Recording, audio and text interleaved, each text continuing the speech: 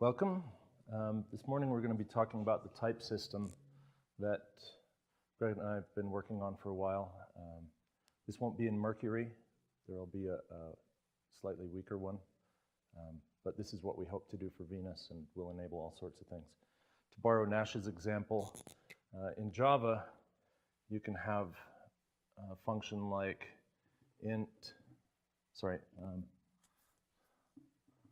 list of integer sort list integer L, right? But you can also have shuffle with the exact same signature. This has some kind of post condition that you want to enforce on it. This one just randomizes the list, but you don't have any way of distinguishing them. The intent of LADL is to create a behavioral type system, one that not only describes the structure of data types, but also the behavior of processes.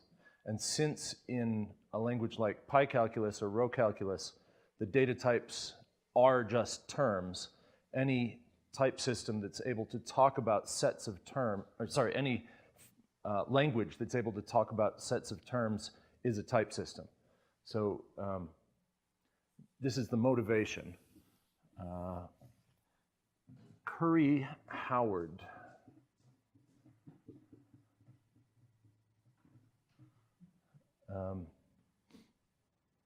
On my homepage, I've got a face morph from Tim Curry to Ron Howard.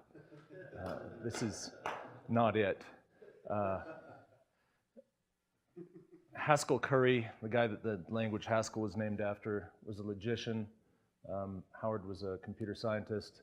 They noticed that the combinators S and K, where when you S, X, Y, Z equals X, Z of Y, Z, and K, X, Y equals X.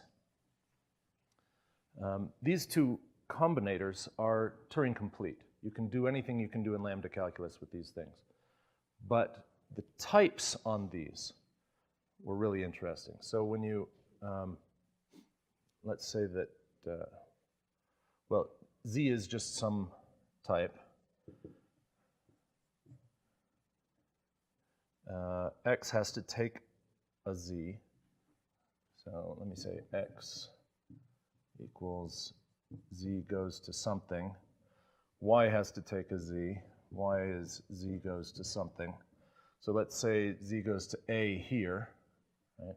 Well, X has to take a Z and then turn into something that takes an A.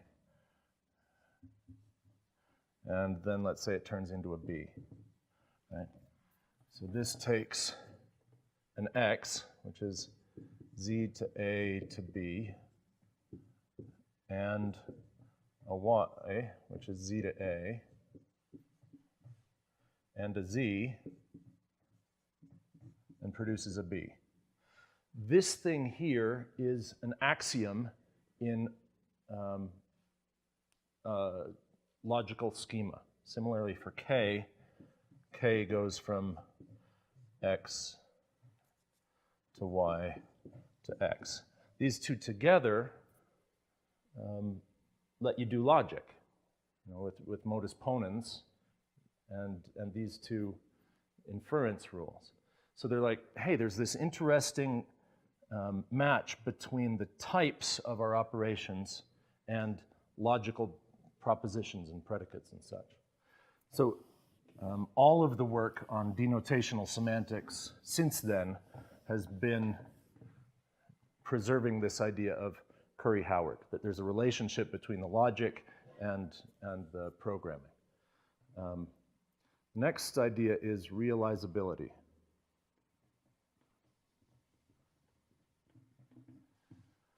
That if I have some predicate P defined over some set X, P of little x, that's an element of that set, is either true or false. So we can consider P to be something from x to 2. 2 plays a special role, this idea of true or false. Sets are a topos.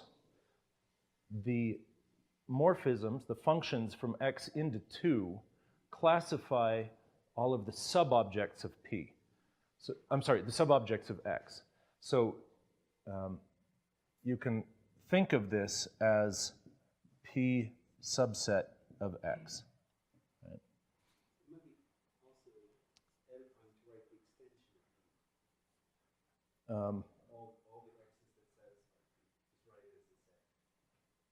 Well, in this way, P, I'm treating it as a function.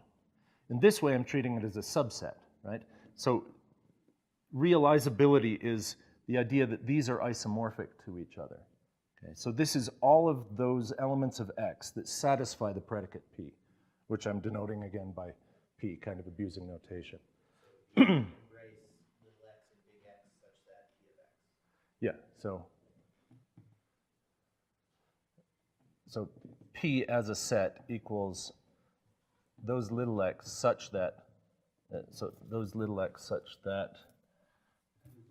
x is in big X and P of x. Right, where here it's being used as a predicate and there as a set. So if we have predicates that talk about terms, that x is a set of terms in your language, a predicate is a data type. It identifies all those terms that satisfy the predicate. If P is int, right, then those terms that represent integers satisfy this predicate, and so that's the integer data type. Whereas we can do lots more with an arbitrary predicate than we can with just things that look at the shape of the term, rather the behavior of the term. So just as an example, there's a diamond modality which is used in modal logic that means possibly. And in the case of reasoning about the evolution of a term in the language, we mean possibly eventually becomes a term of this type. So if I've got P here, that's my predicate, this means possibly eventually, and usually we talk about single step things. So if we have a set of terms that satisfy P, diamond P is that set of terms that can become type P after reducing one step. So it's a slightly larger set, and this is. You want to use the mic there? I think so. I was just saying that Vlad's notion of safety is directly related to the diamond operator. The notion of common futures is expressible in terms of the diamond operator. Great, thank you. So we have these two demands, Curry-Howard and realizability, on the kind of type system we want. Greg's insight was that realizability can be generalized from the set of terms that satisfies a predicate to the data type of terms that satisfies a predicate. We don't have to use sets per se. We could use lists, we could use any number of things. And he was inspired by things like quantile semantics. A quantile is a mathematical structure that lets you essentially do linear logic, which is different from classical logic. Quantiles, you reason about sets of lists of terms, so or sets of traces in the programming language. So if our realizability is relative to some data structure, well, we can describe a data structure in the same way that we describe a term calculus. It just doesn't have any reduction rules, right? So a couple days ago, Greg was saying that we need syntax for that's the grammar. We need structural equivalence.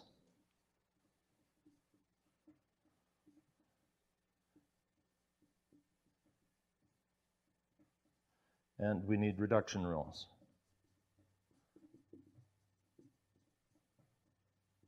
For a term calculus.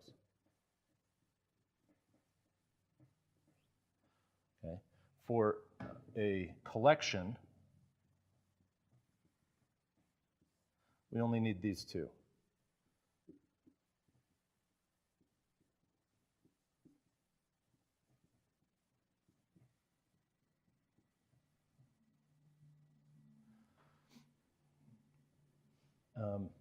In category theory, well, maybe I should say something about category theory because I use that extensively. Greg, you're saying yes? Okay. Yeah. Greg comes from a logic background. I come from a category theory background. So I'm going to take a little detour here and explain some category theory and then how these concepts map over into that. Yes, yes. Levere theories and then yeah, Lambeck and Scott proving that lambda calculus forms a Cartesian closed category. So a category, well, let me back up. A set, right? We usually think of sets as roughly a bag containing a bunch of things, right? It may contain infinitely many things, but there's just a bunch of things. And then about these things, for an arbitrary set, the only thing you can do is draw out with potential repetition 2 elements, and then ask, is x equal to y? That's the only operation you've got on a set, is are these 2 equal? I mean, on elements of a set, sorry, of an arbitrary set.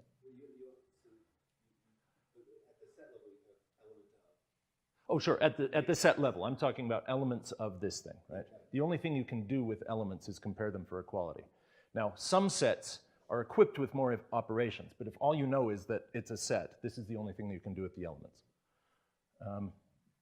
So then a graph has a bunch of vertices and edges between them. Okay? On a graph, we can talk about the paths. So I can start here, I can go on this self loop, I can go over, I can do this self loop and go down. Paths compose in a graph. I can take the path from here to here and compose it with the one from there to there and get a new path that starts here and ends there. You cannot compose edges of a graph, right? I can't take this, let's see here. Right, I can't take this edge and that edge and compose them to get an edge between these 2 vertices. So the paths are the things that compose in a graph. A category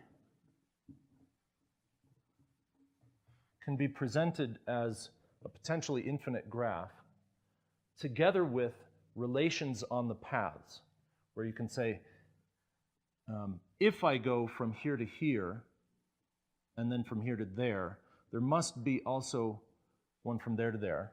So I'm sorry, this is wrong. Let me draw this again as a category. With the category, every vertex, now called an object, has an identity morphism from it to itself.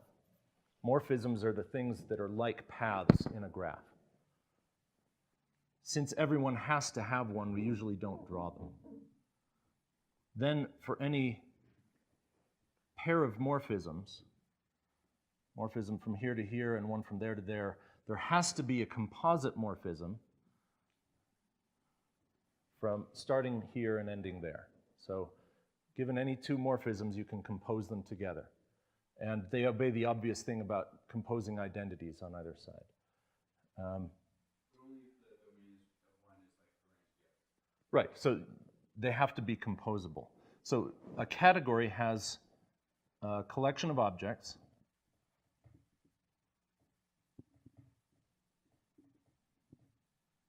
And then for any pair of objects, x and y, there is something called the Homme set. Homme is short for homomorphism. And if f is in Homme x, y, we write f x arrow y. Okay. Then, so for any pair of objects, we have a set of morphisms between them, equipped with a function or a set of functions indexed x, y, and z. If you have from Homme yz and Homme xy to Homme xz. So this is composition. Such that, oh yes, and we also need the identity on x. I guess the signature on this is from the terminal set to Homme xx. So this one point in the set maps to the one identity morphism out of all of the endomorphisms on x. And then such that it's associative and unidal. So it doesn't matter in what order you compose them, it makes sense that it's just the path you get. And unidal, that if you do the identity and then do something else, you get, so if you do the identity and then f, you get f. Or if you do f and then the identity, it's still f. So this is the definition of a category. One kind of category, as I mentioned, are categories arising from graphs. So the collection of objects here are the collection of vertices. The morphisms are the paths between two vertices. So the morphisms from this vertex to that one, the set of morphisms from this one to that one has one element that is, it has infinitely many elements. One that goes up and down, one that goes up around this thing and down, one that goes up around this thing twice and down. So in natural numbers of how many times you went around this circle before coming back down. So you get a free category on a graph. Another example of categories is the category of sets and functions. So the collection of objects here are, an object is a set. So we can't call it a set of objects because you can't have a set of all sets. It's a proper class. That's why I was kind of Weasley here. But an object is a set. Between any two sets, there is a set of morphisms, which are functions from x to y. And we write it using the usual function notation here. There's a way of composing functions that's associative. There's an identity function on any set, and so on. Other kinds of objects that you'll see include pointed sets, monoids, rings, fields. Any mathematical structure you've ever heard of can be an object in a category. Then usually you take the morphisms in the category to be the functions between the underlying sets that preserve the structure. Yep. Mike? There's a subtlety here that I was actually alluding to in the talk a couple of days ago. In sort of classical or mainstream mathematics, the spaces end up not moving around very much. The vector space just sits there. The vectors have no dynamics. The dynamics are introduced as, linear operators or Hermitian operators or that kind of thing. Extra structure on the set. Yeah, extra structure, yeah. Right. So the dynamics live in the morphisms. Yes. Okay. So if you move over into computer science, where you have these extra reduction rules that are packaged with the data structure, those are no longer morphisms. They're actually a part of the data structure. So lambda calculus is a great example. Pi calculus is another example. Yeah, I'll get to those. Yeah. When I get to Lambic and Scott. Yeah. But I just want to argue that it's not clear, especially in the case of concurrency theory, what the morphisms should preserve. The morphisms between a pi calculus and another pi calculus, or between a pi calculus and an ambient calculus. It's not clear what the morphisms should preserve. Actually, I would argue that with category theory, you get a very natural notion of what that is. Okay, good, good. But because currently the entire community doesn't have an answer to that. Eitan seems to disagree. He's going, I don't necessarily disagree. I'm just thinking, but I want to stress a little bit that like preservation of structure is for a certain class of categories, namely concrete categories, and we have a much larger oh, sure. universe of categories that I'm it's just worth. trying to give some concrete examples that people can Absolutely, found some intuition there's on. some beautiful concrete examples that aren't concrete. Right. Thank you. Let's get out of the concrete. Okay. So we've seen sets with functions between them, groups with group homomorphisms between them. There's a category of categories with functors between them. I'll get to what a functor is in a bit. But any kind of data structure with these structure preserving morphisms between them form a category. Another different sort of category is one that is a well-known data structure itself. So here, if I have a single object, and I'll leave it unnamed, and a single generator that I'll call 1, this is not all of the morphisms, this is just one of the possible ones, in the same way that taking the free category on this graph, you could go around this a whole bunch of times. So what is this category? Yeah, you've got the identity morphism, which represents 0, and then you can go around once, and twice, and 3 times, and effectively, if you write down these things, they are tally marks, which are the natural numbers. How about if I add another morphism, which I label 0?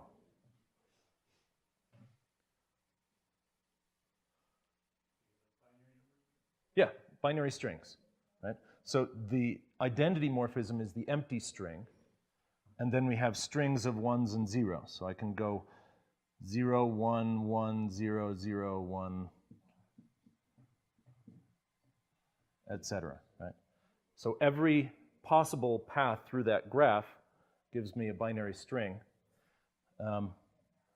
These, without putting relations on these, this is the free monoid. Right? I get a free structure from a graph because it doesn't have relations between paths. So the free monoid on a set of generators is just the strings over that alphabet. So monoids are one example. Now, suppose I have 0, 1, and 2, but then I say if you go around 1 twice, that's the same as doing 2. And if you go around 0, that's the same as doing the identity. And if I go around 2 twice, that's the same as doing 1. Okay, so now I'm adding relationships between the possible paths in this graph. And what I get is the numbers modulo 3, right? 1 and 1 is 2, and 1 is 3, which is 0, right? So I can take the free monoid that are all the binary strings 0, 1, 2, and then add up all of the elements of that modulo 3. So that modulo is establishing some kind of equivalence relation between paths in this graph.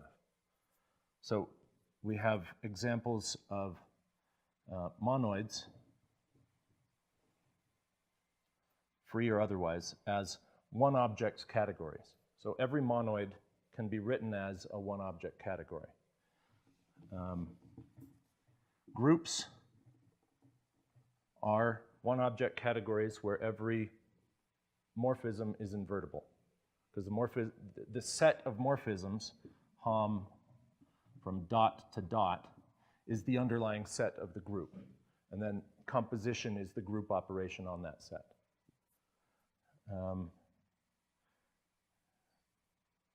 Now, suppose we have a collection of objects where there is at most one morphism between any two objects. So there's one morphism from here to here. In order for there to be one morphism from here to here, we have to assert that this is equivalent to that.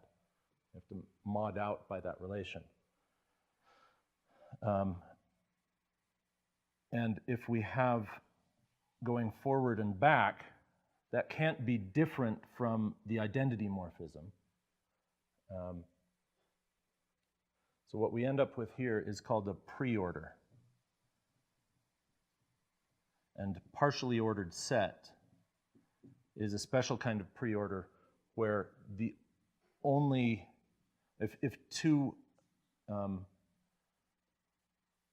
objects can be reached from each other, then they're the same object. So all of these data structures, all of these mathematical gadgets are examples of categories where the objects are elements of some set, and then the structure on the set has to do with different ways of doing composition here. Probably most everyone knows this, but if you go and start to look at arithmetic libraries that are somehow class-based or try to do some kind of information preserving, they start to discover this structure anyway, right? You know, it's like plus seems to work for the integers and the floating points and the right. So they start trying to abstract that stuff out, and the mathematicians just happen to have been there a few hundred years earlier. Yeah. Right. So now I'd like to mention a universal diagram. The idea of a universal diagram is that there's a competition. And I'm going to start with the idea of a product.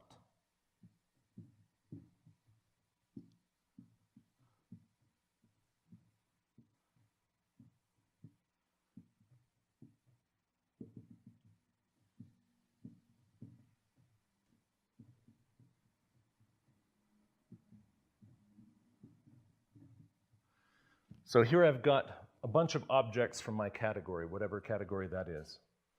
This says there's a morphism from this thing that I'm trying to define to the object A. There's another one to the object B. So this is the hero object. It's the one that we want to win. And Z is a competitor object that says, hey, I've got a morphism into A and a morphism into B. But then the hero object comes along and says, aha, but there's a unique morphism from you into me, so I win. So let's see what this looks like in a couple of cases. Say that our objects are natural numbers, and there is a morphism from one natural number to another one, x to y, if x is less than or equal to y. Okay? So what happens here? We've got some number, a cross b, whatever cross means in this case. A cross B is less than or equal to A. A cross B is less than or equal to B. Such that for any other number, Z, that is also less than or equal to A and less than or equal to B, it has to be less than or equal to A cross B. So what is this number with respect to A and B? Well, let's have a look here. Say this is A and this is B. Right? Let's suppose this is A cross B.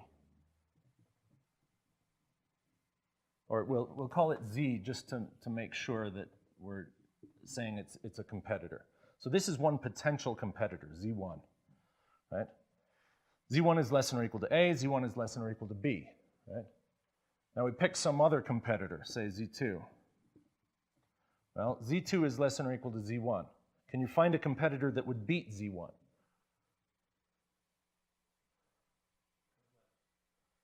Go left, over here. Okay, A. A would beat Z1, that's true. A is less than or equal to A is less than or equal to B, and all of these other competitors are less than or equal to A. Can it be any bigger than A? Can't be bigger than A because otherwise it wouldn't satisfy this thing. Okay. Now if we swap A and B around, say it's the other order, who's the hero? B. Yeah, cross is minimum. So just from this diagram, we've recovered the notion of minimum. From the perspective of provenance, who developed the hero Language? narrative? Yeah. I don't know. Okay. Did you? I learned it from John Baez, but I think he must have learned it from someone else. Okay. But he is such a good teacher that he may have made it up. So, Oh, it would be really interesting to find the provenance of that. okay.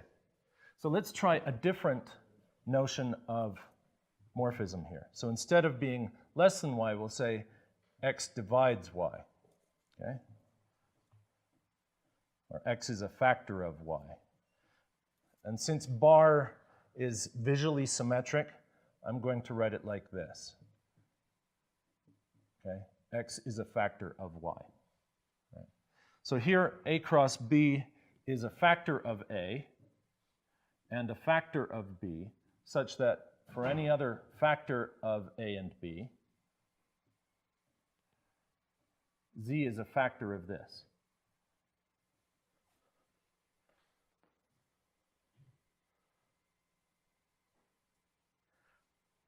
Can you guess what A cross B is in this case?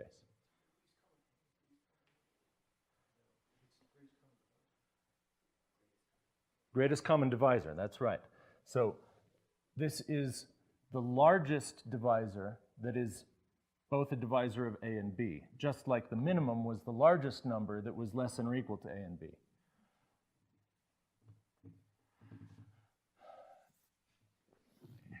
So far I've just been using posets. I'll do one more. Say we have sets, say we have a set S. So the objects are subsets of S, P subset of S, and there's a morphism from P to Q if P is a subset of Q, okay?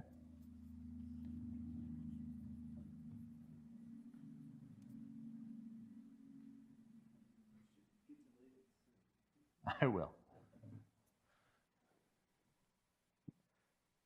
Okay, so this will be the largest subset of both A and B, right? Which is the intersection, right? If we do this instead of partially ordered sets, if we just use sets and functions between them, the uniqueness comes into play. In a partially ordered set, it's always unique from one object to another one, but in functions, it doesn't have to be. Well, I guess here, we've got all the stuff we need. This is some set that has a function into A and a function into B, such that for any other set with functions in, there's a unique way of embedding this one, or there's a unique function from this one to this one, such that going this way and that way equal going this way and that way. I'm not going to, I don't know, does anyone have a guess other than those that already know category theory? The notation should help you here. Yeah, it's the product of sets, right? This is a pair of an element from A and an element from B. So if I've got a function from Z to A and a function from Z to B, well, I just apply those two functions and I get a pair of elements in A and B, and that clearly embeds into this thing, such that when I project out the A and the B, I get the triangles commute. So this is product. Now, if I turn all the arrows around backwards, I still get another diagram that is a valid thing here with a hero and a competitor. It just points the other way. What do you suppose happens to those concepts? What is the obvious pairing with minimum? Max, right?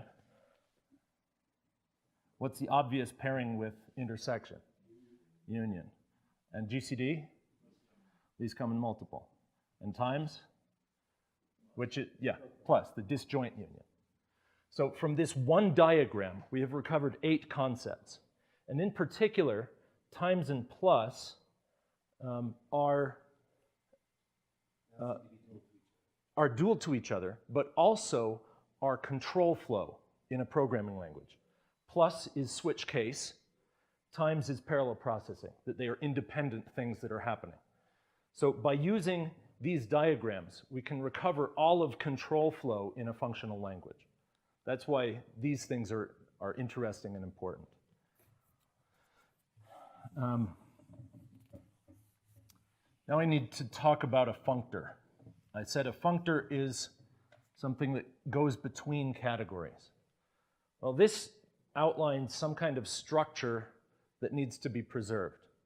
So let's see what we can do here. If I've got a functor f from a category x to a category y, what should it do to the objects? Yeah, every object in x gets mapped to some object in y, just like you'd expect from a function. It's a little bigger than a function. It could act on a proper class, but for each one of these, you get one of those. What should it do to the Homme sets?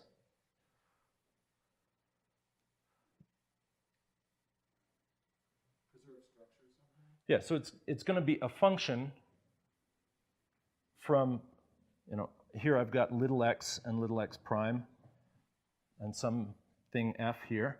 And we've already said I'm going to get fx and fx prime. So what would we expect over here? Big F of little f going between them, right? So every morphism between two things goes to a morphism over here. And that's just what you'd expect from a graph homomorphism.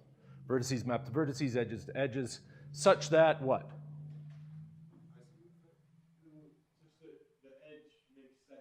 Right, that adjacency of the graph homomorphism is preserved. Here it means composition is preserved and identities, okay? So it maps objects to objects, morphisms to morphisms, such that identity and morphisms are preserved. So that's the notion of a functor. Then there's also a notion of a natural transformation between functors.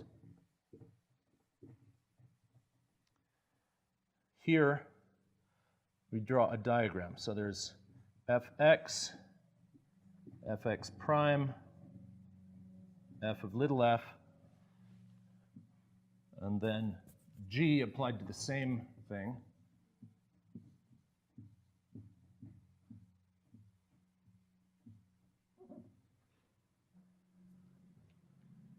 Now, if alpha goes from f to g, where would you suppose that alpha turns up here?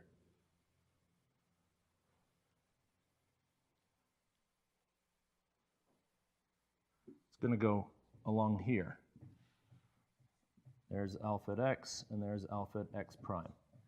So, for example, let's talk about some functors. Functors on sets you usually think of as parametric data types. So F maps the category of sets to itself. So for each set, you pick a new set. You are not picking a new element of that set. I mean, F is not a function from x to y. It is mapping the set x to the set y.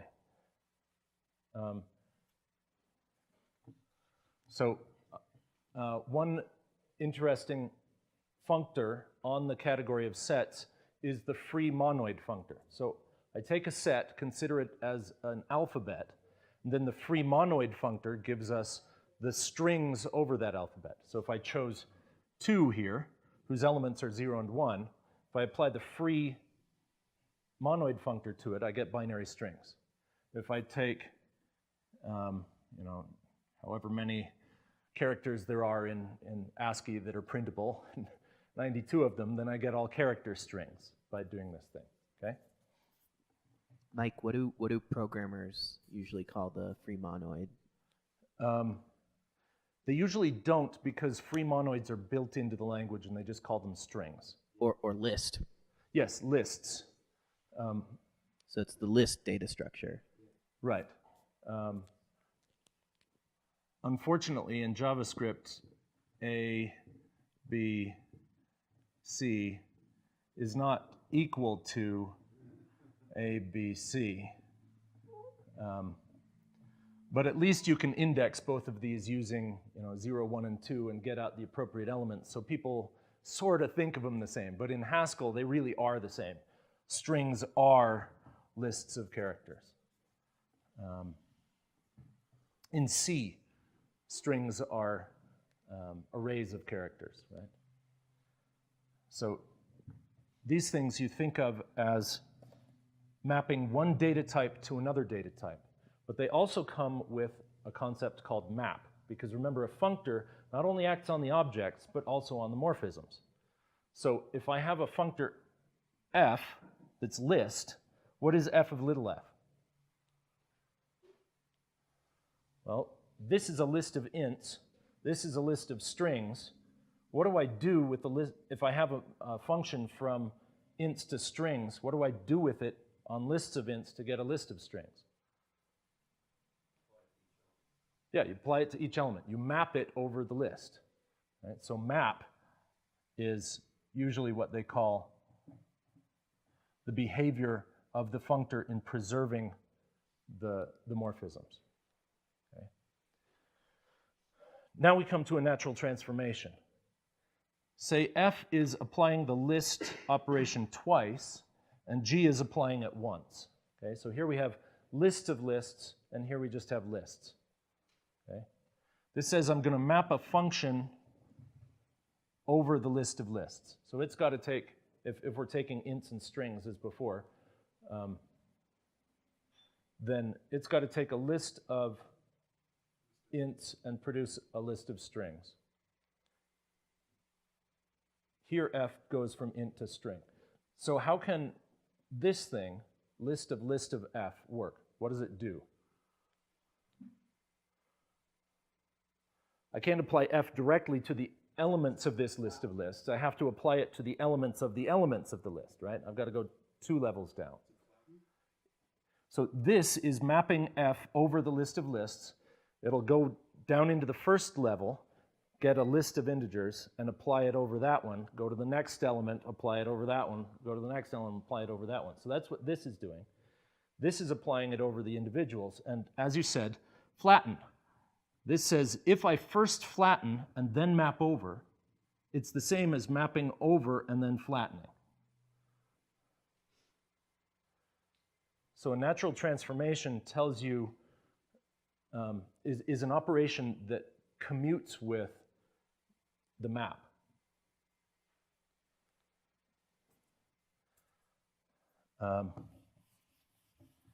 Just a little more about categories. There are things called monoidal categories.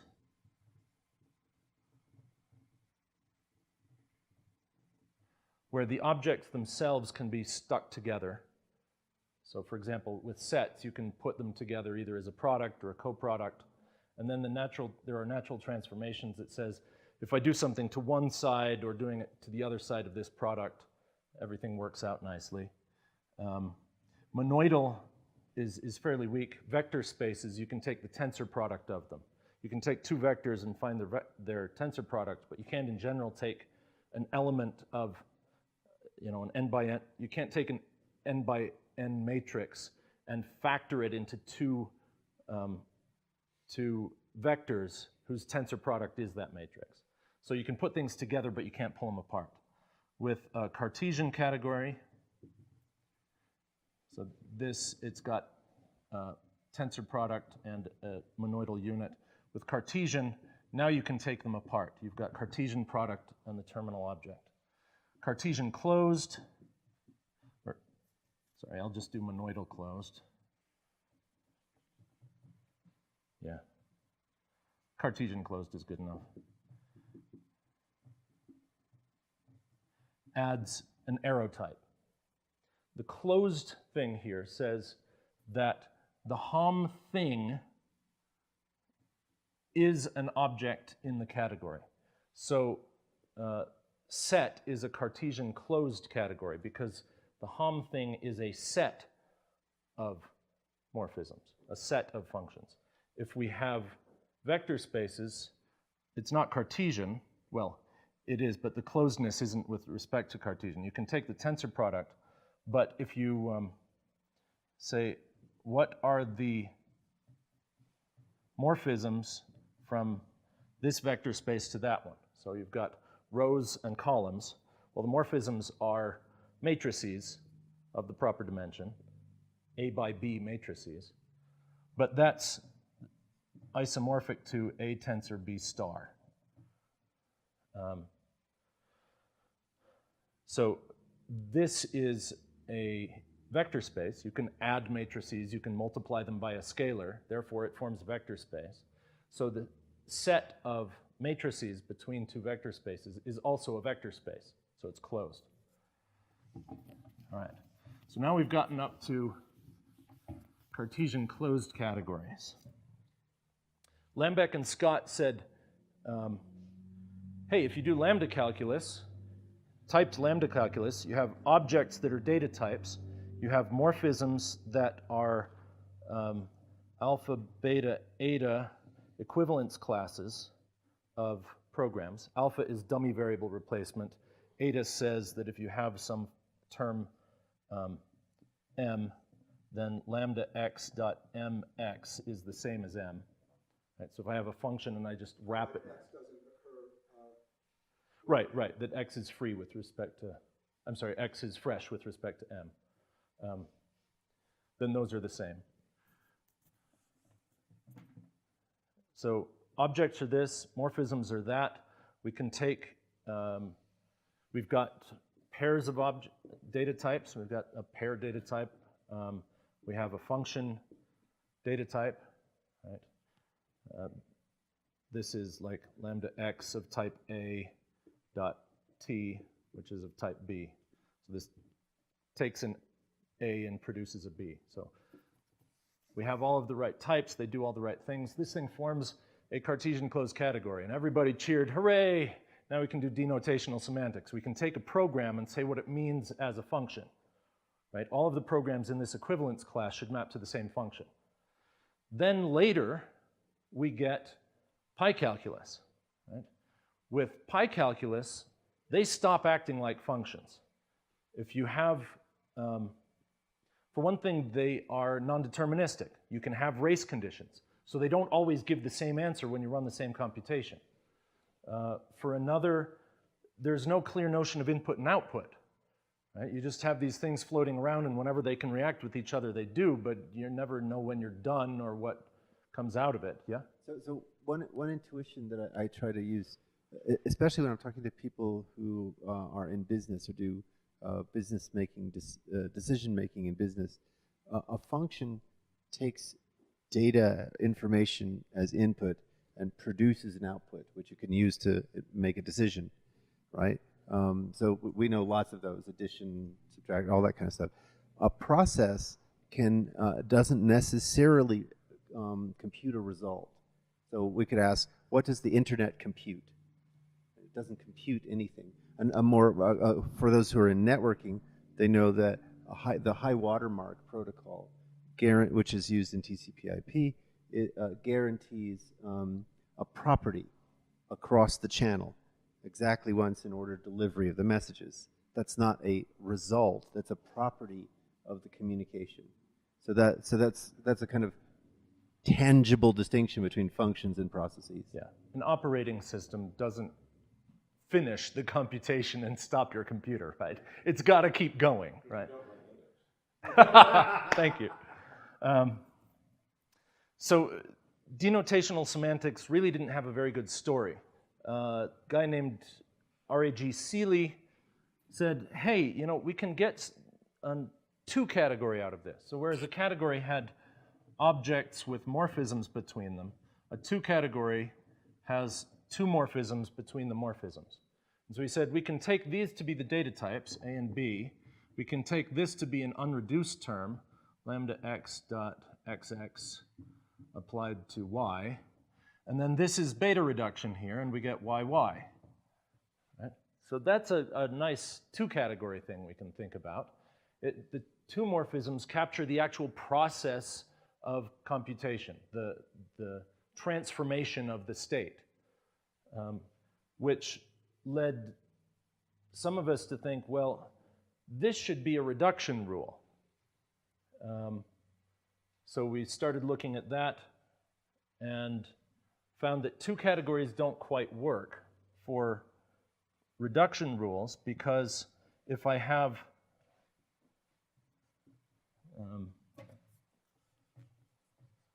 A and B, and here's t to t prime. Say then that I want to do this thing, which says lambda x dot blank. I'll call that x. I can whisker by this thing, and then it says that if t reduces to t prime, then lambda x dot t reduces to lambda x dot t prime. In a confluent language like lambda calculus, where if you ever get an answer, it's the same no matter how you compute it, that doesn't matter.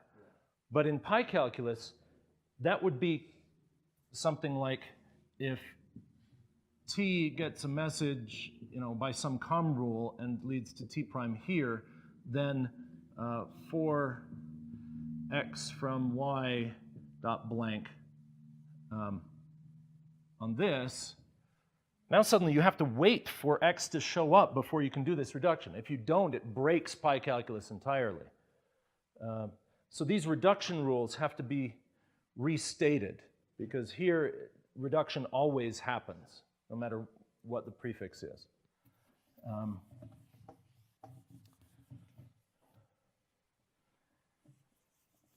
So what we've done with LADL is taken these things to be what are called Levier theories. The Levier theory of a list says I've got some sort L, I've got operations concat from cons. No, it really is concat in this case, sorry. Concat from L cross L to L, and empty from 1 to L. I guess these should be parens if I'm using that notation. And then there are structural equivalents. It's associative and unital. So I should be able to concat things arbitrarily grouped together as I do the concatenation, and adding on an empty list to the end shouldn't change it. So this generates a particular category. The objects of the category are all products of L. So here I'm using L squared, here I'm using no L's. Then the morphisms are generated by these. If I have L cubed, I could concatenate the, say XYZ is an element of L cubed. I can concatenate X and Y and leave Z alone. So that's one of the morphisms. This describes a category, and then we usually interpret this in the category set. So this is the theory of lists. For this object L, I pick a set, which I'm going to call M. For this morphism, I pick a function from M cross M to M. For this one, I pick, call it lift, from 1 to M, and it obeys the equations, satisfies the equations. This thing is a monoid. So we have this theory of lists of things, or might as well call it theory of monoids. And then the functors from this category to set give us all monoids. And anyone who's a programmer is familiar with this. This is an interface, like in Java, and these are the implementation. I'm sorry, the functors to set are the implementations. You're choosing a set of elements to work on. You're choosing implementation for concatenation. You know, it might be multiplying integers over here if M is your set of integers. There's some way of joining them together, and so on. So we have this notion of describing a structure using categories, and then the functors between them give us our implementations. So that's pretty much all of structured programming there. But we have this extra bit here, that are reduction rules. This is what's called a graph enriched.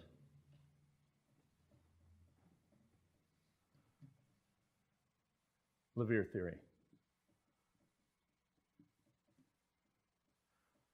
A closed category is enriched over itself.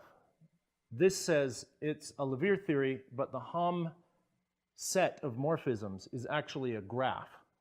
So now we have sorts We have function symbols, that is methods of the interface. We have structural equivalents, but we also have these edges between function symbols. So for example, if we're doing the SK thing again, we have one sort T, we have function symbols S and K from 1 to T, and application from T squared to T. Structural equivalence, we don't need it for SK. And then edges, we have sigma from SXYZ to XZ, YZ, and kappa, KXY to X. Now here I'm just using lowercase letters for inputs. This is actually an edge between the morphism that in a string diagram looks like this.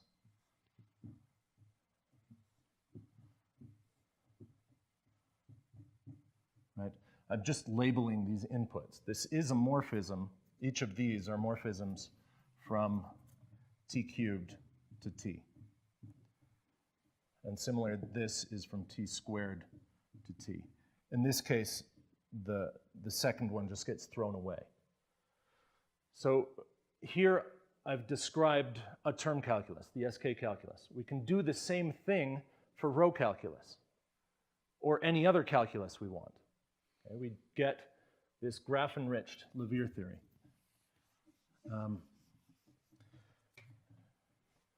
Now there's a particular kind of functor called a monad. And we saw an example of it. It went from L squared to L and from the identity functor to L. List of lists to lists. This is flattened. You take any data type and then get a list of that data type by simply wrapping parentheses around it. These obey the associative and unital laws as well. So whereas before we had a monoid, where we were using the Cartesian product, we had a pair of things that we were putting together for the multiplication, and no things required to produce the identity element. Here we have, so that was 2 to 1 and 0 to 1. Here we have two uses of L that are composed with each other, going to one use of L, and no uses of L to one of L. So this is a monad. Every one of these things, every Levier theory, produces a monad. The way it does that is the function symbols you saw before, S and K, were from 1 to T. You get to adjoin a bunch more function symbols from 1 to T. Then if you do that twice, you get terms in your language where the atoms, these fundamental things, are terms in the original language. But then to flatten them, you simply throw away the idea that it's atomic and treat all of it the same. So you get rid of the inner parentheses in your term calculus. So each of these things can be thought of as monoids. I'm sorry, monads. So let's call the term calculus for, the monad for our term calculus T, and the monad for our collection calculus C, right? Now we want to use these somehow to describe a collection of terms. That's realizability. We want to have some, if this collection is describing sets, we want a set of terms that satisfies the predicate. If this thing is describing elements of linear logic, we'll have a set of lists of terms, but some kind of collection here over this thing. So our interpretation of our predicate language should go from something that's formulae to collections of terms. So it's going to be a natural transformation. This is a functor. You just compose those two. What should our formula language be? Well, Greg's insight was that it should be related to terms over collections. So if I have, for example, for y from x, and then the set PQ, this should translate to the set for y from x p, comma, for y from x q. So here, this set is behaving like an atomic thing. It's a term calculus over some set of generators. And here we're taking this as one of the generators. And then interpreting it, we do this distributive law, right? We take this thing, which you can think of as multiplying 4yx by the sum of p and q. You get the distributive law. Well, it's this times this plus this times that. That's why it's called a distributive law. I mean, just if you don't mind, go for it. We can build on Mike's example just in the following way. Suppose I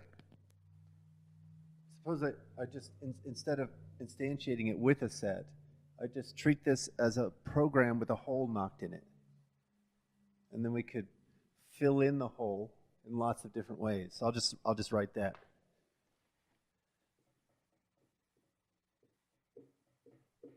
There's my hole. And now this will give me all the programs that are prefixed by this for comprehension. So the next step is to say, well, instead of having any old hole, how about I decorate it with a formula? Right? So, and now that's the recursive step. Yeah, so I've got my own. Oh, yeah, you got your own thing. Okay, cool. Thanks. So here, I did an extensional version of the set. I said it is the set containing P and containing Q. But there are also ways of writing sets intentionally.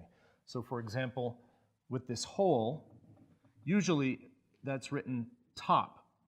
We have a lattice of types. Each one is describing a set of terms. So there's top, which is the set of all terms, down to bottom, which is the set of no terms, and all of the subsets between form a lattice. So if we have a language where we can talk about top, and we can talk about intersecting types, say it has to be of this type and this type, or this type or this type, and so on, we get these extra symbols for describing the sets we care about. So this formula language is not just terms over collections, but term plus collection, where we can use either syntax arbitrarily. So we can alternate between them as many times as we want. The interpretation, natural transformation, goes from this monad to this functor. To become a monad, you have to define a distributive law.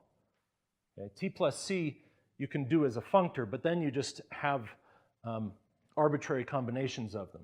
But in order to turn it into a monad, you have to be able to say TC goes to TC, right?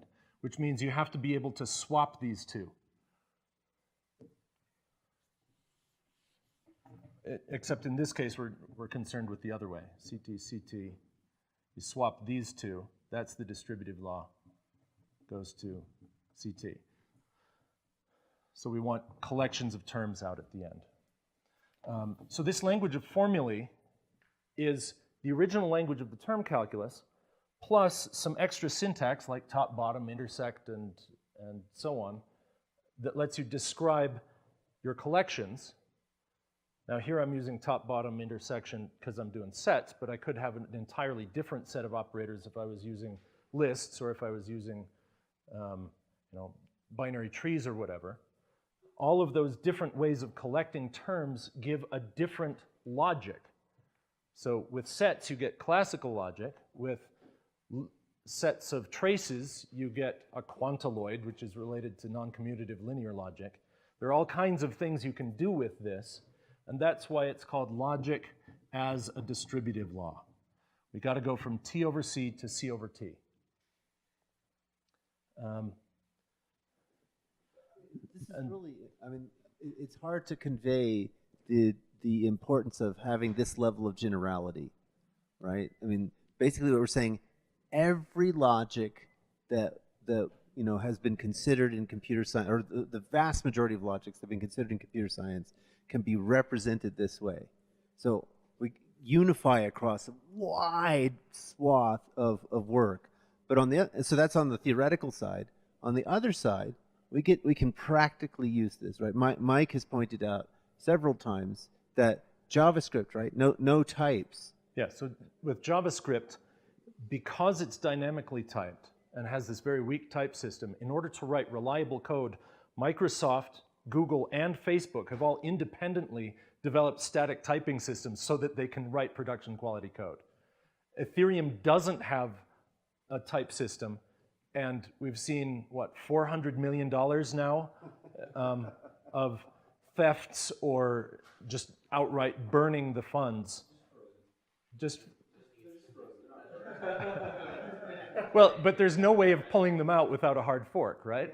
Yeah, so. But it's different than a hard fork that would issue money versus a hard fork that just gives us stuff. But kind of the important point here is that with Ladle, you press a button and you get a JavaScript with types. So if you have a language where you can represent syntax, structural equivalence, and reduction rules, like K-framework or mod or something, then you run this algorithm that I just walked through on that set of stuff with a notion of collection that can also be described in K-framework, and it spits out a logic, a type system for that language. We could describe JavaScript, they have done that with K-framework, and put in the collection of sets and derive a perfect type system for JavaScript. It would capture everything that you can care about JavaScript. Now it would be but ugly and hard to use, but it would be automatically generated and fit the thing perfectly. So that's actually another important point, right? Because again, consider like really, really serious efforts to have significant type systems for industrial straight languages. A good example is Scala. Scala took this on quite seriously, and there are all kinds of soundness issues with the existing Scala type system, which is why they went and redid the whole thing in terms of Dotty. And there's a whole new effort for a whole new Scala compiler and a new Scala language because they got it wrong doing it by hand. And as far as we don't do it by hand. Goes, it is the existence of a natural transformation that proves soundness, right? If you can construct this, it is sound. That's what soundness means in this respect. So let me give you an example where it doesn't work, okay? If we are using lists as our construction, as our collection, sorry, then lists keep track of the order of all of the terms. So let's see here. I'm going to do, there's a notion of linear lambda calculus where you can only use a variable once. The corresponding combinators are B, which, well, B, C, and I. This says B of X, Y, Z goes to B of, I'm sorry, goes to X, Z of Y, and C of X, Y, Z goes to X of Y, Z. So Z gets either applied to, Z is the applicand of either X or Y. That's what those two are. And then IX goes to X, as you'd expect. So here I can say B of 1, 2, 3, YZ, and then distribute this across that to get B1 YZ, B2 YZ, B3 YZ, and then reduce it this way and get, well, let's see, for B it's 1ZY, 2ZY, 3ZY. Or I could do it this way where I do 1, 2, 3 zy, and then distribute. So it works the same both ways around. But if I'm using SKI combinators, let me get rid of the z's here,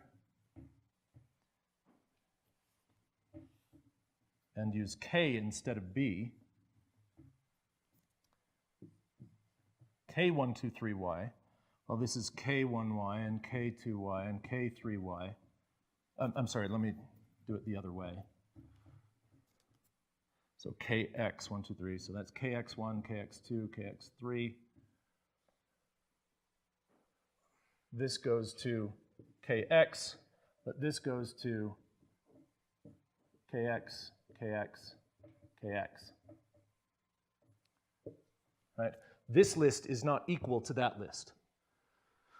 So there is no distributive law using the term calculus SKI and the collection calculus of lists.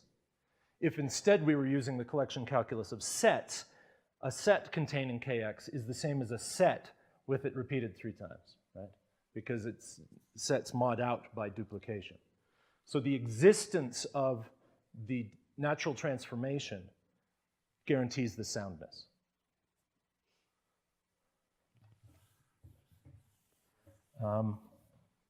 In the last 5 minutes, I just wanted to mention topos. So one problem that we get with this is, suppose my term calculus is, I've got one type P for piano arithmetic, I've got a type function symbol Z from 1 to P, and successor from P to P, and structural equivalence and reduction rules, I'll just leave them out. So this is a term calculus. I get all my natural numbers this way.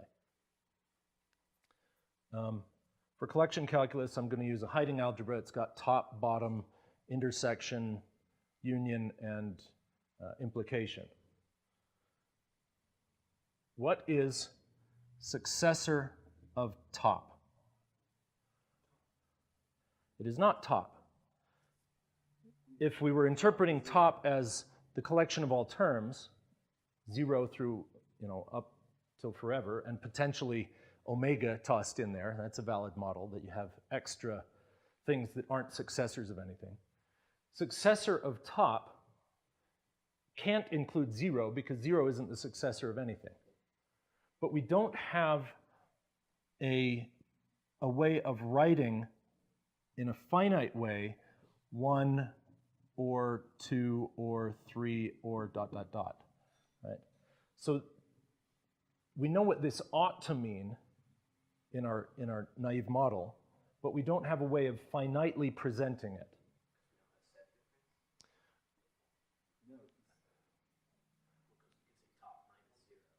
Right, because we don't have set difference as part of our language, right? Right. So here, this distributive law doesn't exist, even though we feel like it ought to. And so what we can do is cut down the space of models, where it's not any old model of a term calculus, but just the ones where the collection makes sense. And in a topos, you get top, bottom, and or implication, there exists, and for all. And given these, particularly there exists, we can implement all of the modalities that I was talking about earlier. So we had the idea of diamond phi, or diamond P, as being something that is eventually P. Greg and I generalized this and came up with this notation. And this means a set of terms T such that there exists a term U of type A, a term V of type B, and a rewrite that I'll just call rho here as a mnemonic from R of C of TU to R of V. I didn't go into it, but R is a way of marking reduction contexts. It's what lets us do this style presentation of reduction rules. In category theory, you don't have a top context by default. You have to mark it, and R is the marker for it. But here, if we ignore R, because we don't need it in, for example, the SK calculus, we can choose C to be application. So I'm going to rewrite it for the special case of application in SK or lambda.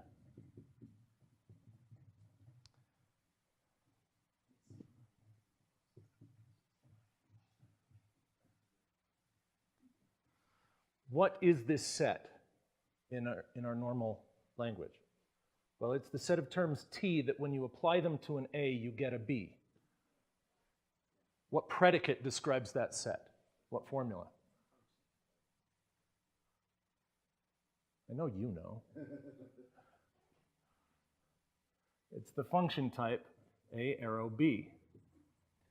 Whereas the arrow was built in to Lambeck and Scott's approach, this is a modality that falls out of our LADL approach.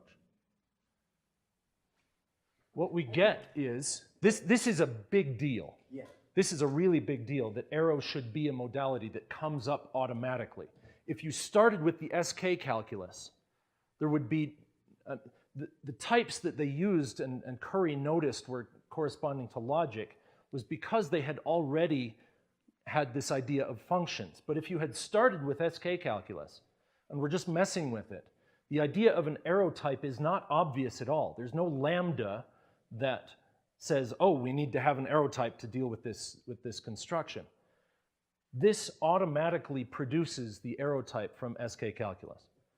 And for pi calculus, it automatically produces Kaire's rely guarantee modality that he presented when he was developing a behavioral spatial. Well, it actually unifies also The mic? Sorry, it also unifies the Hennessy-Milner modality, right? Which is, you can get to some state satisfying some formula after. It's possible to do a transition and then get to that state, right? That modality is also unified here. So the fact that you get arrow and possibility falling out of the same construction is a big deal. Yeah. So this becomes expressible once we have the language of toposes. Now, Greg is working on some stuff involving infinity categories so that you can write down these things in the language where you're trying to model them, which is fun. But we haven't got there yet. Joe. So when you apply LADL to lambda, do you get one of the pre-existing kinds of type lambda calculus? Yes, with lambda calculus, you not only get the types that you already expect, the simply typed lambda calculus, but you get types, for example, with effect calculi, where you can talk about eventually reaching a state where an effect has occurred. But you can also, it gives you X-ray vision into the structure of programs. Yes, you can also, because, remember when I was talking about Seeley, where he had A, B, lambda x dot xx applied to y, and then yy down here? Yep. When beta is explicitly a two-morphism, the terms themselves are no longer equivalence classes, but merely two-morphism isomorphism classes. And then you can look at the structure of the term itself. So then you get extra types that say, this is an application of a lambda term to something else, whereas this is not. And so you can structurally characterize the terms. Yeah, so like the LADL paper said that it essentially generated a structural behavioral logic. So when you apply it to lambda, you're still getting a structural behavioral logic. Yes. That's cool. Griff? Just want to make sure I understand some terminology. When I hear behavioral types, can I also think application of LADL? No, LADL takes as input a programming language and a collection and outputs a type system. Okay. Okay. The type system itself is a behavioral spatial type system. So the output of ladle would be the behavioral type in this? It would be the type system. Okay. A specific behavioral type is an element of that type system. Okay. And then just also, when I hear correct by construction, can I substitute in built with behavioral types? Is that? Correct by construction is Vlad's phrase about his construction of Casper. No. It's more general than that, isn't it? Correct by construction is a term of art. Yes, Okay. yes, but I mean, in the context of RChain, so far it has mostly been used for Casper.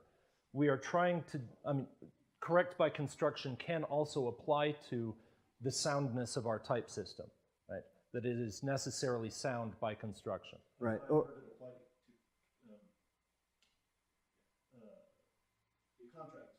Contracts that have a type that the type checker verifies are thus proven correct. So Greg has a paper that he wrote on using a hand-run version of LADL on the row calculus, where he demonstrates how a type properly written, and it's fairly short, can prevent the Dow attack, the race toward zero. Yeah, I was wondering if you could just, if it's possible, just to sketch out how behavioral types would have made impossible, maybe that's too much to ask for, but would have made impossible the DAO attack. And back on the previous point, it sounded like you had said that if you can construct a natural transformation, back when you had C over T and T over C, then your type system would be... Then your type system is sound.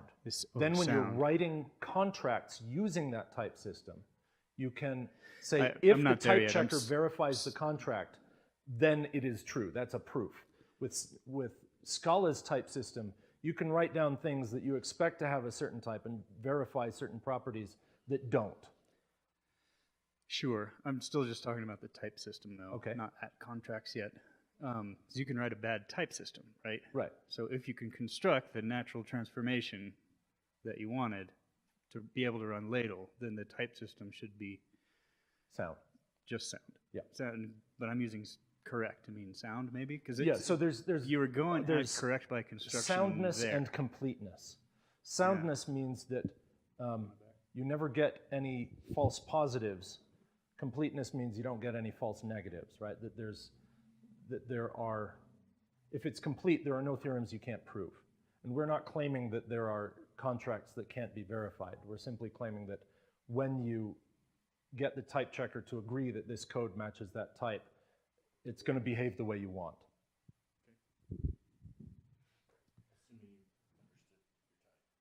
Oh yeah, I mean, it's actually absolutely critical to recognize that type level programming is still programming.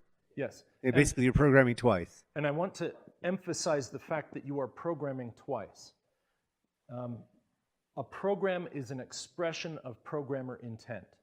They may not express themselves the way they wanted to, which leads to a bug. If you express yourself once using a program and again using a type, even it's more coarsely, but you're doing a summary of your argument, then the type checker can compare the two. And if there's a mismatch, it will warn you. And you may have gotten your program wrong, or the program may be right, but you got your type wrong. But you know you didn't do it the same way twice, and so you haven't been clear in your intent. And so having those two interacting with each other is really where the safety comes from. Kyle.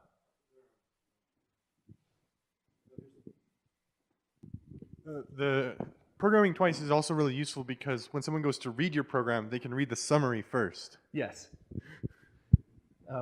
Yes. Yeah, wrapping it back up, just wrapping it back up, whereas in Java we had list of integers to list of integers as the type of sort. For ours, you can say list of integers such that for all I less than or equal to j, a list of integers, say x here, x of I is less than or equal to x of j. These are the kinds of post conditions you can write using LADL, and this guarantees that they are sorted. Do you know what the relation, if any, between this type system and say like a Martin-Luff dependent type system is? That's future work. In particular, we don't have a good story about dependent types in general. It's under investigation, but we don't have that worked out. Yeah, it's not done yet, but I expect it to work in much the same way. For the uninitiated, a dependent type in JavaScript, you can write something like x goes to switch x case 0 colon return hi case 1 return 5. In all of Microsoft, Google, and Facebook's type systems, this would be of type string plus int, string or int.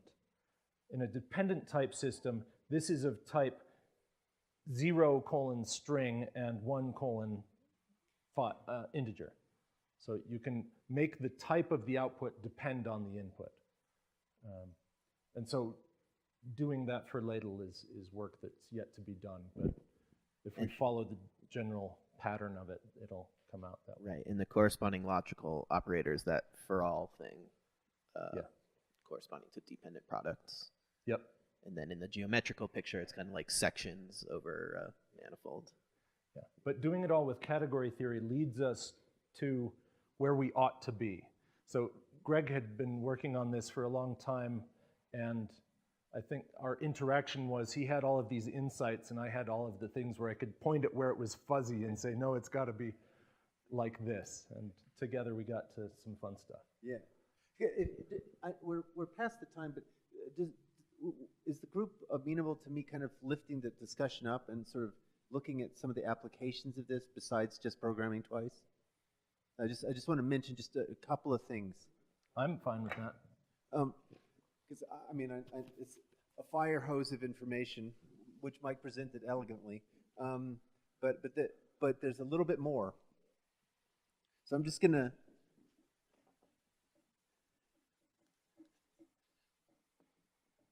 One of the things that I've noticed is you've not got to just plan for failure. You also have to plan for success, because it's quite that's sort of the whole idea of scalability.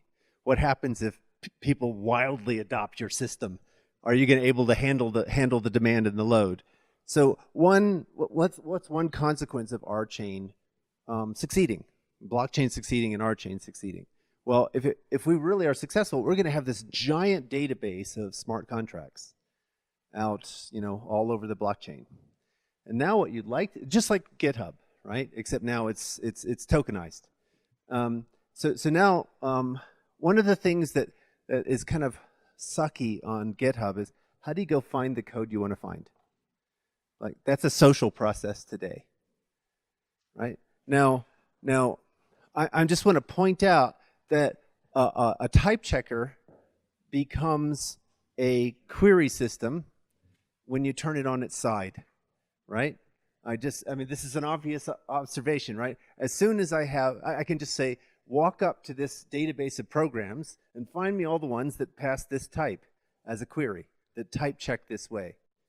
Now, and by the way, the Haskell guys recognized this for Haskell types and wrote Hoogle, right? Where you could use Haskell types and go search against Cabal or some database of programs and get back the types. Now, unfortunately, as Mike pointed out earlier, the Haskell types are not interesting enough, right? Because it'll for int to int shuffle as well as sort. Exactly right. But with our behavioral types, we can now query on the basis of a fairly fine-grained description of programmer intent, right?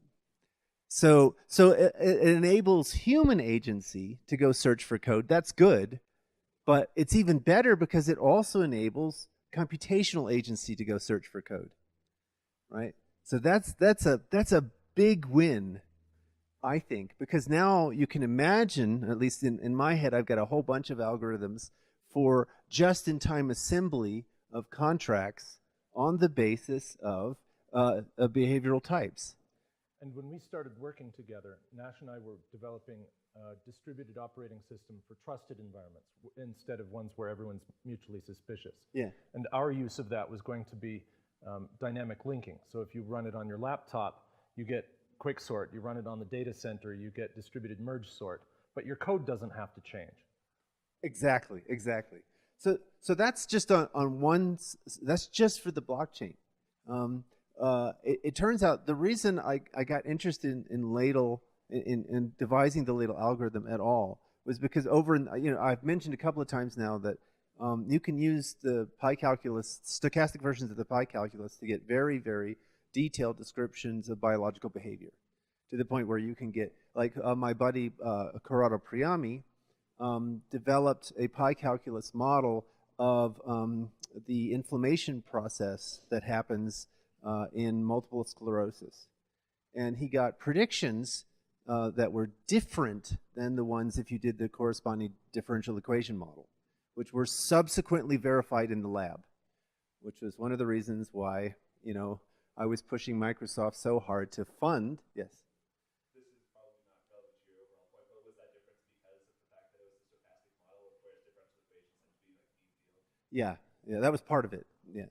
But these were very, very, he was able to find correlations to the rolling and tethering behavior of the cell against, so this was remarkable.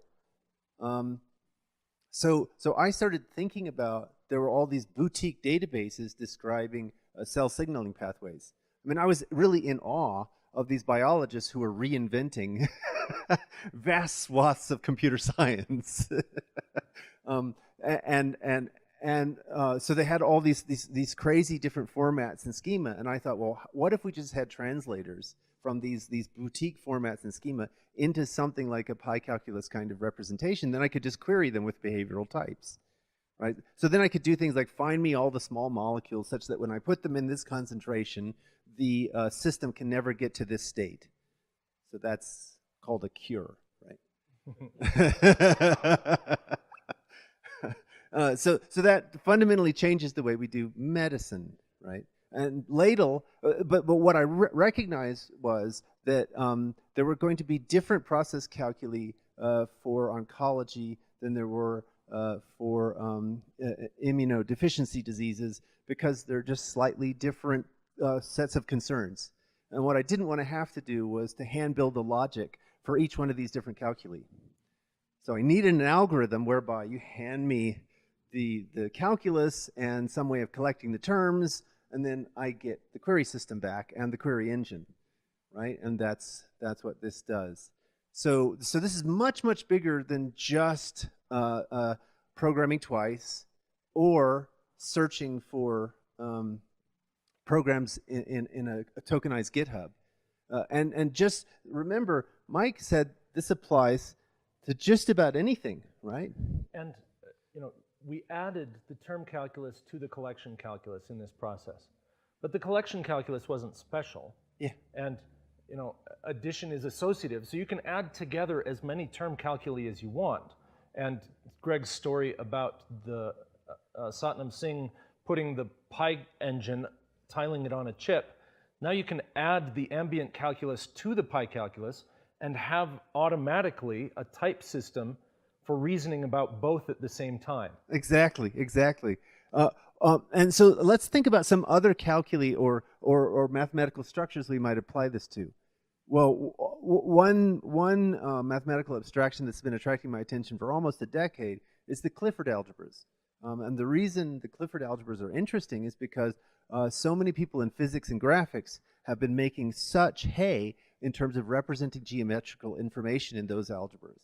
Okay, I mean, to the point where there are now chip vendors who are looking at special purpose chips to accelerate the Clifford algebras. Right, that's a significant capital expenditure. So there has to be significant promise before they'll even consider that. So that allows us to provide a geometrical query language. Now, what application is currently very, very popular that would require sophisticated geometrical query languages? I don't know, how about self-driving cars? So this algorithm is much, much bigger. than just producing a type system for Rolang or JavaScript. This is a much, much bigger impact here. And now let's take a Or, you can take a data structure like a CAD file and give it a behavioral type, say this component does this thing, and then you can suddenly have your query language over every machine ever produced. Yeah, exactly. The example I was using was from my hometown, right? So imagine Boeing wanting to search different classes of airplane for all the wires that run from the nose of the airplane to the midsection that are likely to undergo a twist and therefore potentially under stress, right? So those are the kinds of queries you can express using the geometrical query language that you get out of running LADL. So this is a much, much bigger deal. So now when we talk about RChain, what's the big picture, right? We have Casper, which is a very, very different way of achieving consensus. We have Rolang and the corresponding computational model, which is almost tailor-made for blockchain-style computation. And we have the LADL algorithm, which has promise well beyond just what we're contemplating here. So RChain is we're just barely scratching the surface of what RChain is about. I just wanted people to kind of get a sense of that. Griff had asked about the DAO attack. Oh, yeah. Did you want to do that, or did you want to show a static firewall or something? Yeah. Let's see if I can do this on my feet.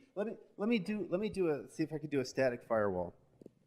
I haven't thought about this in about a year. Thinking about other things.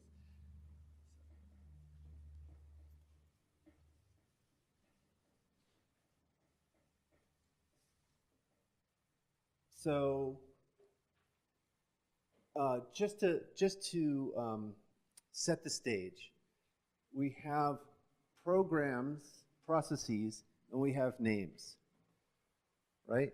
And so we kind of got this intuition that formulae over programs are just programs where we've knocked a hole in the program structure, and wherever the hole is, we've recursively labeled that with a formula, right? That's the idea. That's what formulae are. So I can sort of, there's my formulae for P, right? And then since names are recursively just formulae, processes, programs, then I can have formulae that talk about the structure of names. Does that make sense so far? Right? So let's do an example. Right? So we had for y from x, and now instead of putting a program there, I'm going to put a formula. An example of such a formula would be true. Or top, yeah. Yeah. Does that make sense? And true basically is unconstraining. It says, anything satisfies true. So this formula says I'm looking for programs that are prefixed by this for comprehension, right? If I were to do something like it has to send on x 0, and run that in parallel with something. So now I'm starting to use the X-ray vision about the structural stuff, right? So I can see I can see that it at least has to send on X, and there's some other threads in that program that are under the prefix, right? So the logical bar is actually allowing me to see threads. Right? Does that make sense? Okay, so that's formally on the process side. So I can now construct a formula on the name side. Okay, now careful, look, nothing up my sleeves. Let me take my jacket.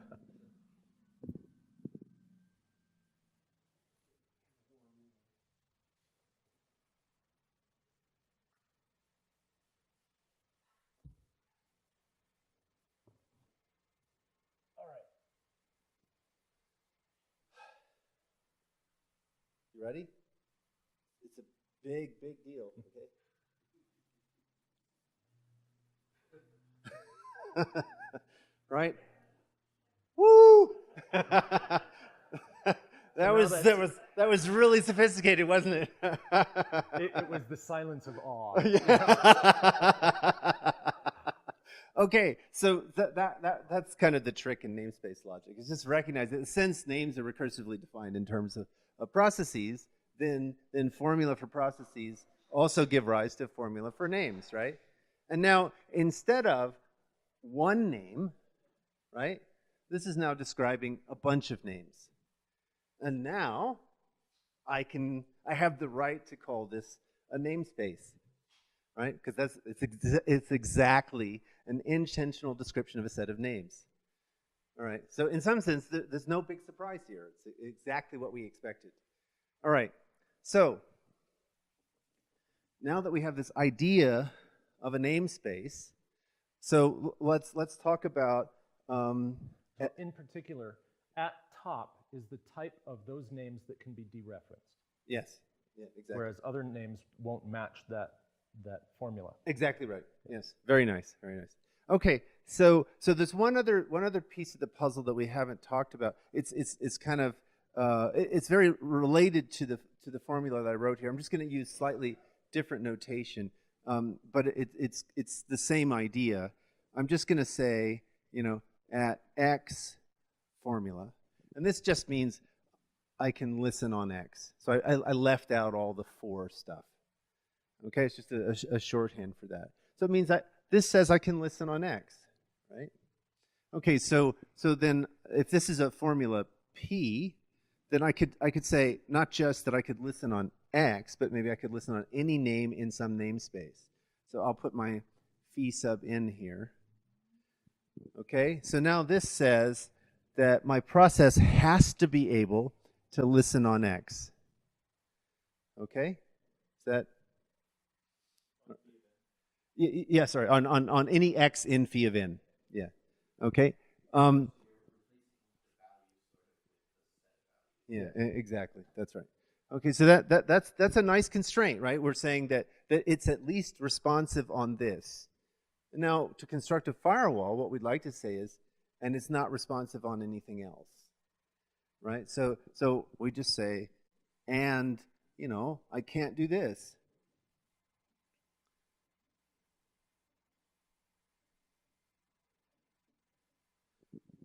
Okay. So this is the complement. That's all. You need an extra not out front. That it's not responsive on those things not in. Thank you. Yes, that's exactly. So are we happy with this? For one message. Yeah. For one message. Yeah, exactly. And now what we want to say is that after it's done this, it keeps being like that. Yeah. So I need some kind of recursion over here. So. Oh, yeah. I write them as recursive equations, but yeah, exactly. So when I get back here, I get back to this state, right? And so there's probably a little finesse that we have to do to make sure that we got the recursion right with respect to the cases, but that's essentially. You probably also want to say that it's okay to stop, right? So this one forces it, for example, to be responsive. So this is a server, right? So if we wanted it to just be stopped, right? Then you'd probably want to do something like this, or it doesn't do anything, right? So and now this one allows you to loop, stop, right? Cool. So then if any process is type checked to be of this type, you don't need to run a firewall because it can't send on anything but phi n. Does that make sense? I'm sorry, couldn't receive. Couldn't receive. Yeah, this is the one. So this is a responsive process, but it's only responding on those channels and no others. Correct. Exactly right. And we can do the same thing the other way, and I leave that as an exercise for those who want to play around with the system.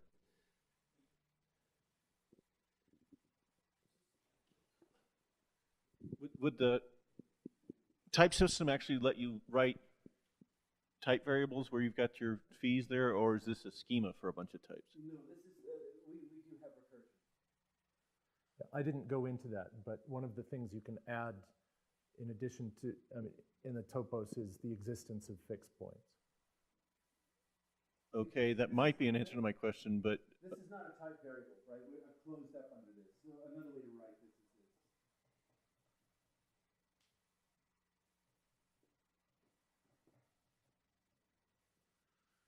He's defining a type here, which is what you're asking.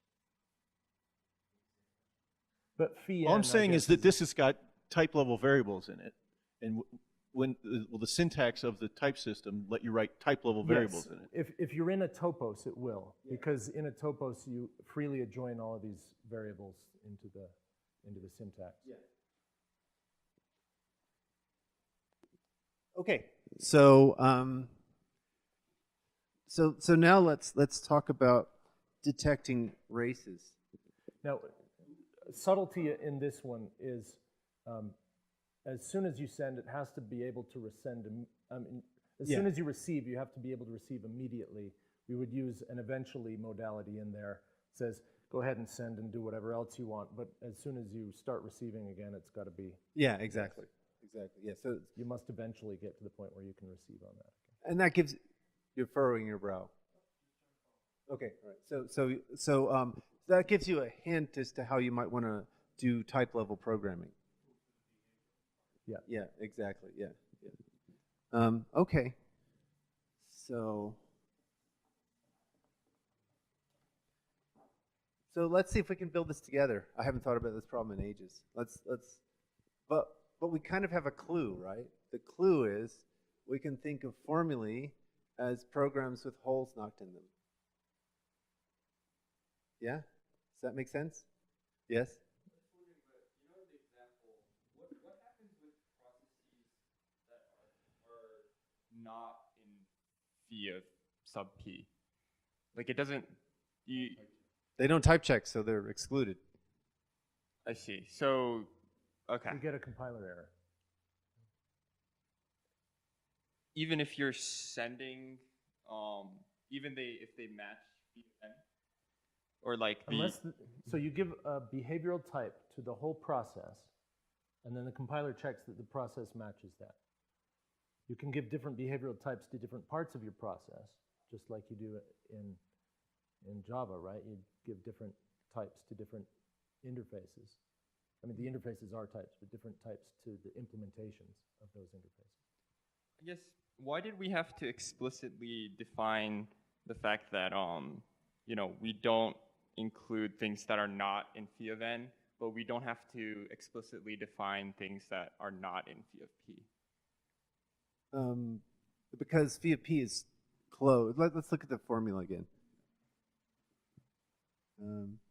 So it's so you're allowed to. He's right that if we just had phi of p equals listen on phi of n and then do phi of p, then you wouldn't get any other receive. You couldn't receive on any other channel. That's the point.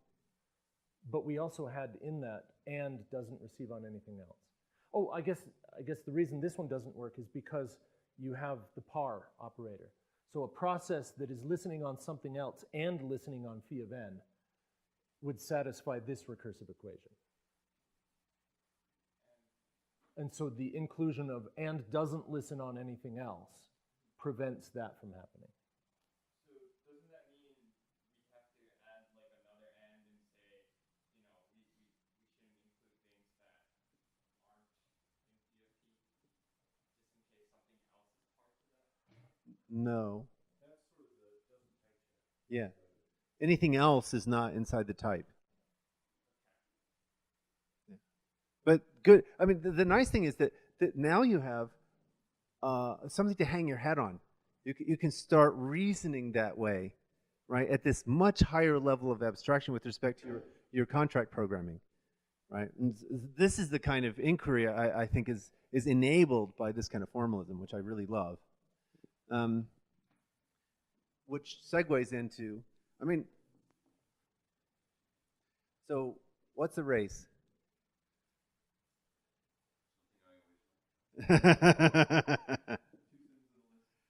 Yeah. Did anyone solve the puzzle? About the duality? Yeah. Two listens and a send. Yeah.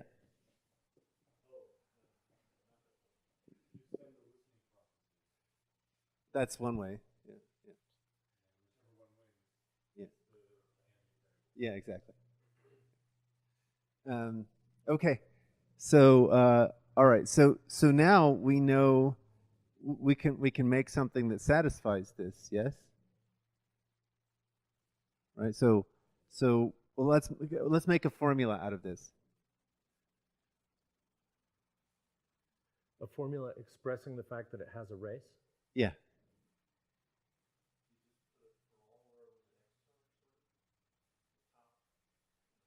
Yep, you can use at top for each variable in there.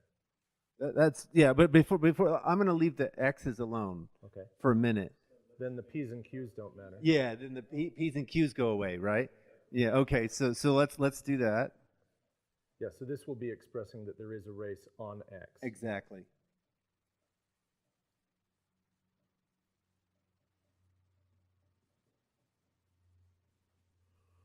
So there's our race at x, and now let's make races across.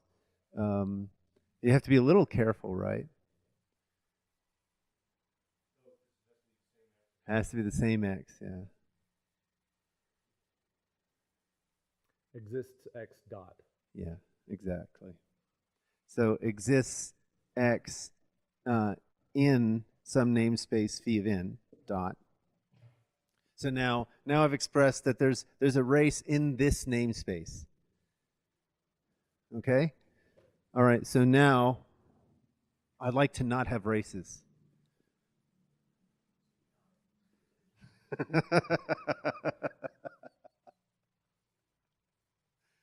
That was hard.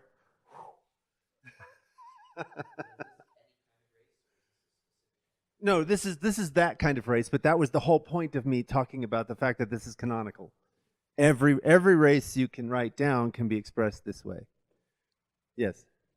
So, to that point, is the type system clever enough to realize that? Like, if I had the two ins and an out, No. it would automatically convert? I suspect that that's halting hard. I don't Yeah, know. yeah. The existence of the type system doesn't make the type checker easy. Yeah. Yeah. There will still be undecidable things, and that's why it's not complete. Yeah. Oh, yes. Yes. Writing this type system is going to be a major undertaking, which is why I'm really glad to have all you guys on this team. So there. I don't think that was very. And basically, this is there are two insights in the DAO paper. One, the first insight is if you just go and rewrite the DAO bug in Rolang. So the way the paper was written, we saw the DAO bug, and I said, why don't we see if the Rolang types would catch it? So Jack went off and rewrote the buggy part of the DAO contract in Rolang. And I stared at it and I said, what's the bug? Oh, it's a race. You can race the update against the next client request. That's pretty obvious. Oh, well, I know how to write down races, right? So I can stop this. That's how the paper was written. No. What Michael was asking was a higher level question. So the question is. Griff didn't have a mic. Detecting it was halting hard. And Yeah, exactly. So the it that's halting hard is converting from any possible race into some canonical form. I don't know that that's halting hard. I suspect that's halting hard. Okay, it might not be, but in the particular case of the DAO, I had the program in hand, and I just backed into the type, right? Just like we did here. We wrote down the program, right? And then I made a formula, right? So the P's and Q's were a lot more complicated in this contract, but he didn't need them anyway. So, yes. Sorry. Is the formula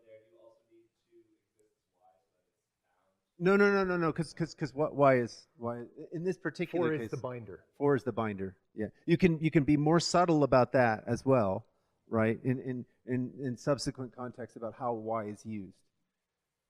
Yeah. Yeah, exactly. Yes. And Yeah. in fact, you can't use a structural type in that position unless you're trying to match against the value that's returned.